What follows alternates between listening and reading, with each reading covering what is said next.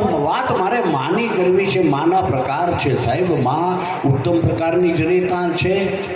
આ જગતમાં ઉત્તમમાં ઉત્તમ જનેતા કોઈને કીધી હોય ને તો એ વિછોણ. ઉત્તમમાં ઉત્તમ જનેતા કોઈ હોય તો એ વિછોણ છે. વિછોણથી ઉત્તમ જનેતા જગતમાં કોઈ ન હોય. તમને વિચાર આવશે કે વિછોણ એક ડંખ મારે અને 5 મણની કાયાને ડોલાવી દે તો એ જનેતા ઉત્તમ કેવી રીતે? ઉત્તમ એટલા માટે છે કે વિછોણ પોતાના જે બચ્ચાને જન્મ આપે ને એ 10-12 બચ્ચા હોય. હવે એ બચ્ચા ખોરાક ગોતવા જઈ ન શકે એટલે એ માં શું કરે? એ વિછોણ પોતાના બચ્ચાની માથે બેસી જાય, આખું શરીર બચ્ચાને સોંપી દે. નીચેથી વિછણના બચ્ચા એની માનું શરીર ફોલી ફોલીને ખાઈ જાય અને માનું શરીર ખોખું બની જાય. ત્યારે એ બચ્ચા ચાલવા જેવડા થઈ જાય. જન્મતાની સાથે એમ કહેવાય કે પોતાના બચ્ચાને પોતાનું શરીર આપી દે. આ જગતની ઉત્તમમાં ઉત્તમ જનેતા હોય તો એ વિછોણ છે. હે આમાં એથી વધીને વાત કરું તો ખાલી આપણે માનવીયની માં મા દીકરાનો પ્રેમ છે ના બાપ. એક ઢોલક ઉસ્તાદ ઢોલક વગાડે છે, આખા જગતને રાજી કર્યું એને.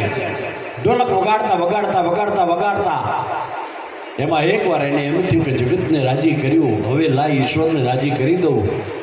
કારણ દુનિયાને રીઝવી છે પણ ઉપરવાળો રીઝી જાય ને તો કામ થઈ જાય. અને કહેવાય છે કે એને રીઝવવા માટે થઈ ડોકમાં ઢોલ નાખી અને નીકળી ગયો જંગલની માલિકો.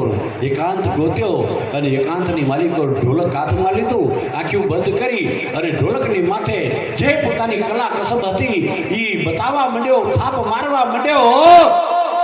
પણ આમ થાપ વાગતી હતી ત્યાં એક બકરી આવી.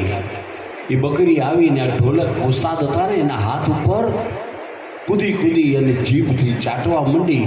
એ ઢોલક ઉસ્તાદના હાથ ચાટવા માંડીને એટલે ઢોલક ઉસ્તાદની આંખો ખુલી ગઈ. એને જોયું તો બકરી હાથ ચાટે છે એટલે એને બકરીને કીધું કે બકરી, તને સંગીત બહુ ગમે છે? તને સંગીત બહુ ગમે છે? ત્યારે બકરીએ કીધું કે હે ઉસ્તાદ, મારા તમારા સંગીતની સાથે કાંઈ લેવા દેવા નથી. તો હું જ્યારે ઢોલ વગાડું છું ત્યારે તું આવી અને મારા હાથ શું કામ ચાટે છે?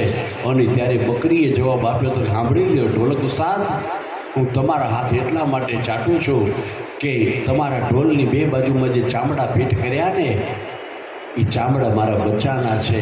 એની ઉપર તમે થાપ મારો છો ને મારા કાળજામાં થડક ઉપડે છે. એટલે કહું છું કે જય ભાઈ, તો આની માથે ધીમી થાપ માર, મારા કાળજામાં વાગે છે, મારા બચલાને વાગે છે.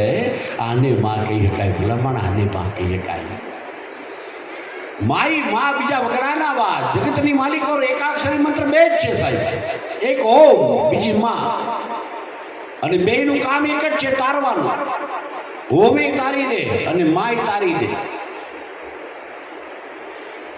ઈથી બધીને વાત કરું તો માં આપણે બધા ભાગશાળી એટલા માટે છીએ કે આપણી પાસે માં છે.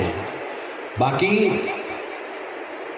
ભગવાનને પણ જે અહીંયા ધરતીમાંથી આવવું હોય ને તો એમને નથી આવી શકતો સાહેબ.